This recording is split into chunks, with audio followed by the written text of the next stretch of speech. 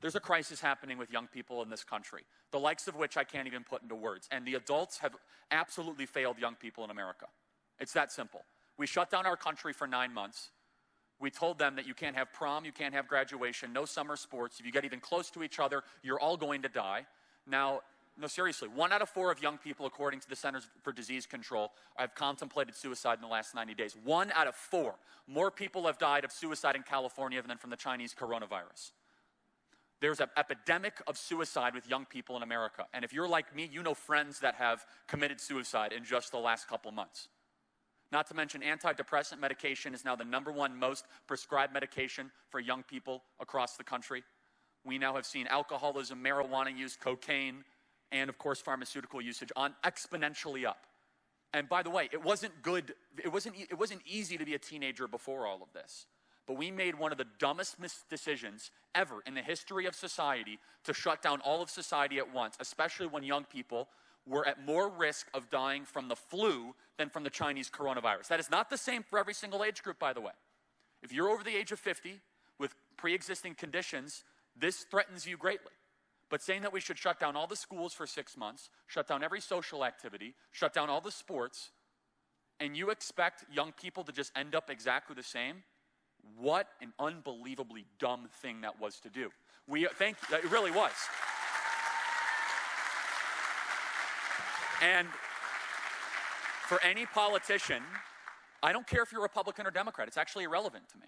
It's an issue of right versus wrong. It's an issue of decency, and they say it's all about human beings. Yes, the human beings that are 16 years old, that are committing suicide because they have no social contact with anyone, it's about them. For the small business owner that put their entire life savings into a hair salon in Houston or in Austin or in Dallas that is now being forced to close by some maniac politician, some power-hungry politician, they are to blame. And this is a mistake for conservatives.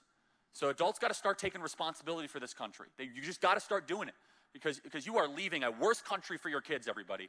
And I'm saying this as lovingly as I possibly can. I'm not saying this rooted in condemnation, just very honestly, that if you think there's no consequences to this, you're wrong. We tell young people, well, just work hard and find a job. Well, what happens when you shut down our whole country? What jobs are we supposed to find? That's what adults are saying. That's kind of the conservative mantra, right? And I believe it, right? If we didn't decide to destroy our economy. For adults out there, the way you communicate to young people, and by the way, I'm going to talk to young people in a second because there's nuance to this. To the students out there, there's nuance.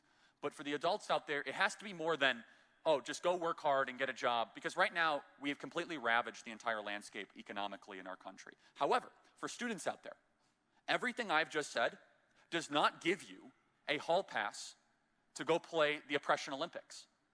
Okay, let me be very clear. My speech to the adults for how dumb of the decisions that they made in political office and what they let happen does not give you an excuse to all of a sudden do the Alexandria Ocasio-Cortez thing. No, it doesn't.